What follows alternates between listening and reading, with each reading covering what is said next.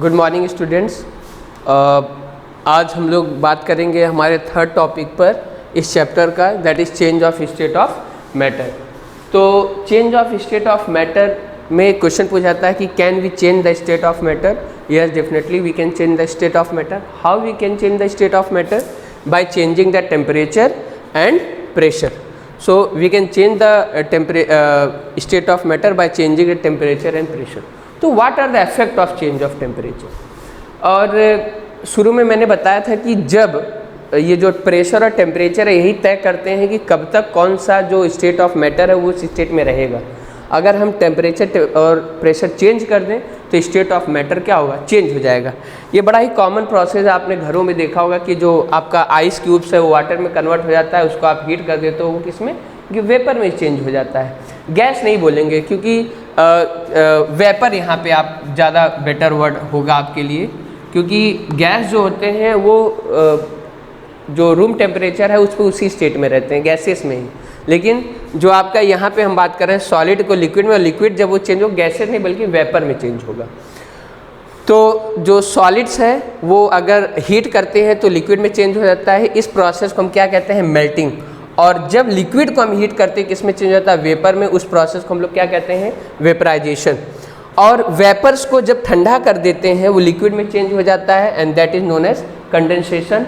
और आपका जो लिक्विड है वो सॉलिड में जब चेंज करते हैं टेम्परेचर कम करके तो उसको सॉलिडिफिकेशन या फ्रीजिंग कहते हैं। सॉलिडिफिकेशन या फ्रीजिंग। अब हम बात करेंगे और दो तीन प्रोसेस पे और दो तीन कॉन्सेप्ट पे, मेल्टिंग और मेल्टिंग पॉइंट, बॉइलिंग और बॉइलिंग पॉइंट, और एक और हमारा टर्म है लेटेंट हीट। तो आई होप ये क्लियर होगा आपका कि सॉलिड का लिक्विड में चेंज मेल्टिंग, लिक्विड का वेपर में चेंज हीट देने पर वेपराइजेशन, वेपर का लिक्विड में चेंज होना टेम्परेचर कम करके कंडेंसेशन। ये लिक्विड का वेपर में चेंज होना, आप देखिए जब आप किसी भी चीज़ को हीट करते हैं, सब्जी बनाते हैं या आप कोई लिक्विड जैसे दूध वगैरह गर्म करते हैं तो क्या होता है कि जो उसके ऊपर जो आपने रखा हुआ ढका हुआ कंटेनर को जब उसको हटाते हो तो उस पर आप देखिए ढेर सारे वाटर पार्टिकल्स लगे हुए रहते हैं। तो क्या है, जो वेपर उठा ऊपर गया, उसने वहाँ कंटेनर के जो लीड है उस पर टेम्परेचर कम पाया वो, और उससे क्या हुआ? उसका स्टेट चेंज हो गया। तो that is your condensation. And liquid का सॉलिड में चेंज होना क्या? सॉलिडिफिकेशन या फ्रीजिंग। फ्रीज़र में फ्रीजित होता है तो वो फ्रीजिंग वो प्रोसेस हो गया। मेल्टिंग क्या है? The process in which a solid change into liquid is known as melting. Melting point क्या है? The temperature at which melting starts. ये बोल सकते हैं या ये बोल सकते हैं कि the temperature at which a solid start changing into liquid is known as melting point. Similarly boiling क्या है? The process in which a liquid start changing into vapour, या इन गैसेस स्टेट बोल दीजिए आप। In gases state is known as boiling, and the temperature at which this boiling start is known as boiling point. अलग अलग liquid की boiling points अलग होती हैं और अलग अलग सॉलिड की जो मेल्टिंग पॉइंट है वो अलग अलग होती है, सबकी सेम नहीं हो सकती, और यही उन मैटर्स को क्या करती है? डिफ्रेंशिएट करती है। अगला एक और है कि आपने देखा होगा कि कुछ ऐसे सब्सटेंस है जो डायरेक्टली सॉलिड से वेपर में चेंज हो जाते हैं बिना लिक्विड में आए। वो प्रोसेस जो कहलाता है वो कहलाता है सब्लिमेशन, और ऐसे सब्सटेंस को हम बोलते हैं sublime substance. What substance? Sublime substance. तो सब्लिमेशन क्या है? The process in which solid changes into vapour state और vapour directly changes into solid state is known as sublimation. इसके एग्जाम्पल है, आप कपूर देखिए, वो डायरेक्टली बिना लिक्विड में आया सॉलिड में चेंज हो वेपर में चेंज हो जाता है सॉलिड से।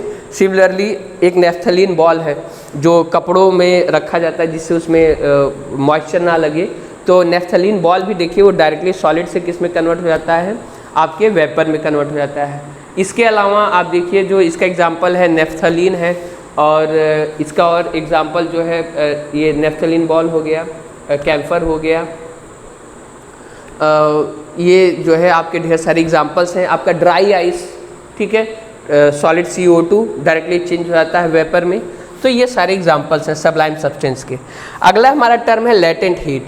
एक्चुअली जब हम आइस का टेम्परेचर मेज़र करते हैं 0 डिग्री आ रहा है, जब वो पूरी आइस को हीट आप दे दीजिए, वो वाटर में कन्वर्ट हो जाए, हीट देना बंद कर दीजिए, तो आप फिर से जब उस वाटर का आप टेम्परेचर मेज़र करोगे तो 0 डिग्री आएगा। मतलब 0 डिग्री पर जो वाटर है वो आइस में भी है और लिक्विड स्टेट में भी है। तो जो आपने एक्स्ट्रा हीट दी आइस को मेल्ट करने के लिए, आइस का स्टेट चेंज करने, गया कहाँ? वो आपको दिखा नहीं, और उसी हीट को हमने नाम दिया है लेटेंट हीट। इसको आप हिडन हीट भी बोल सकते हैं। हिडन हीट मतलब जो छिपा हो, गुप्त उष्मा। हिंदी में जो लेटेंट हीट है वो गुप्त उष्मा उसको आप बोलते हैं। तो हिडन हीट ये गई कहाँ? जो हीट आपने दी गई कहाँ? Where it had hidden. तो बेटा इसका आंसर ये है कि जब आपने आइस को वाटर में कन्वर्ट किया, तो जब आइस वाटर में कन्वर्ट होगा तो क्या होगा कि आइस के पार्टिकल्स सॉलिड हैं, पार्टिकल्स पास रहेंगे, लेकिन जब आप उनको हीट दोगे तो उसी हीट का यूज़ करके जो फोर्स ऑफ अट्रैक्शन है वो ब्रेक करेगा। आइस के पार्टिकल्स अपने बीच में जो फोर्स ऑफ अट्रैक्शन है उसको ब्रेक करेंगे, किस में कन्वर्ट हो जाएंगे? वो कन्वर्ट हो जाएगा तब लिक्विड स्टेट में, क्योंकि लिक्विड स्टेट क्या है? जिसमें पार्टिकल्स दूर हो, ठीक है।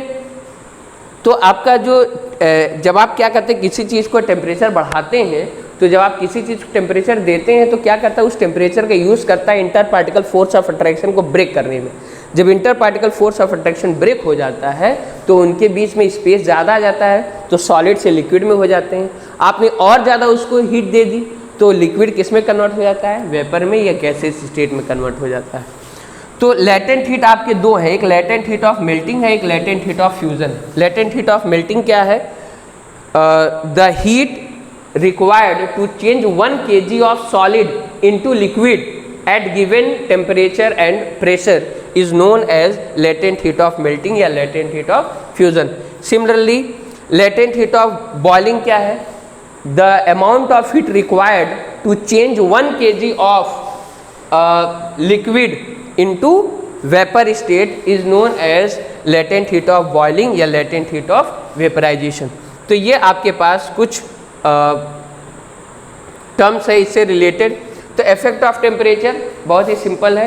When we increase the temperature the particle start moving more speed with high speed, and that's why the inter particle space force of attraction becomes less या डिग्रेड होना शुरू हो जाता है, and there is space between the particles and state of matter change. When we decrease the temperature तो उनकी जो kinetic energy कम होती है, तो जो मूवमेंट होगी पार्टिकल्स की वो कम होगी, और पार्टिकल्स की मूवमेंट कम होने से वो पास आएंगे। तो जब पास आएंगे तो फोर्स ऑफ अट्रैक्शन बढ़ेगा और आपका जो लिक्विड है वो किस में कन्वर्ट हो जाएगा? सॉलिड में। अब एक और इफेक्ट की बात हम लोग कर लेते हैं, इफेक्ट ऑफ प्रेशर। तो जब हम प्रेशर को चेंज करते हैं तो क्या स्टेट चेंज हो जाएगा? बिल्कुल चेंज हो जाएगा। Effect of pressure, when we increase और decrease pressure the state of matter changes. अब ये जो स्टेट ऑफ मैटर चेंज होगा प्रेशर को इंक्रीज या डिक्रीज करने से, ये कैसे होगा? इसका एक बड़ा अच्छा सा एग्जांपल है लिक्विफिकेशन, कि हम गैसेस को लिक्विफाई कर देते हैं by the effect of pressure and temperature. अब देखिए लिक्विफिकेशन में क्या होता है कि कई सारी जो हमारी गैसेज जैसे नाइट्रोजन है, ऑक्सीजन है, इनको लिक्विड फॉर्म में भी अलग अलग इंडस्ट्रीज़ में ये यूज़ होती हैं। तो गैसेस को लिक्विफाई करने के लिए हम लोग क्या करते हैं कि टेम्परेचर को कम करते हैं। We decrease the temperature, we decrease temperature. तो टेम्परेचर को डिक्रीज करने से क्या होता है कि जो गैसेस के पार्टिकल्स हैं उनके बीच का जो स्पेस है वो क्या होता है? कम होता चला जाता है। और हम क्या करते हैं? And increase pressure, and increase pressure. तो हम लोग क्या करते हैं? प्रेशर को इंक्रीज कर देते हैं। तो जब हम टेम्परेचर को कम करते हैं, प्रेशर को इंक्रीज कर देते हैं, तो आपका जो लिक्विड है वो जो आपका गैसेस है, गैस है वो किस में कन्वर्ट हो जाता है? लिक्विड में कन्वर्ट हो जाता है। And this change of gas into liquid is known as liquification. Pressure का चेंज से एक बड़ा अच्छा सा एग्जांपल है आपका ड्राई आइस, सॉलिड CO2।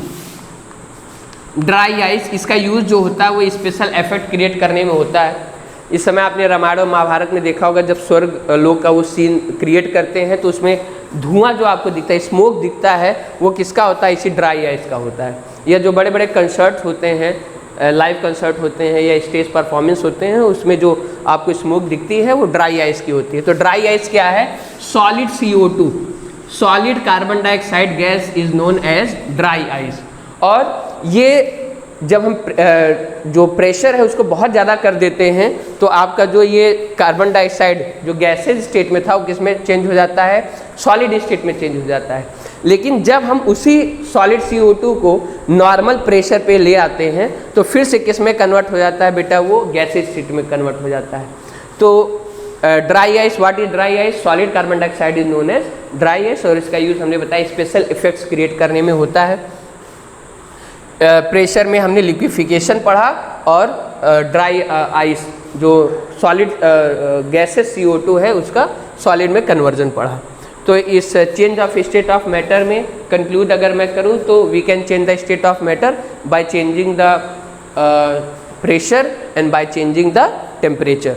अलग अलग इसमें आपने टर्म्स पढ़ा, melting, boiling, latent heat of melting, latent heat of vaporization या बॉइलिंग, और आपने इसमें पढ़ा मेल्टिंग, बॉइलिंग, कंडेंसेशन और लिक्विफिकेशन। तो इस टॉपिक में इतना ही। हमारा लास्ट टॉपिक रहेगा इवापोरेशन, और उसमें हम लोग पढ़ेंगे कि कैसे जो है रेट ऑफ इवापोरेशन चेंज कर सकते हैं और उसके क्या क्या हमारी डेली लाइफ में यूजेस हैं। Thank you, have a nice day.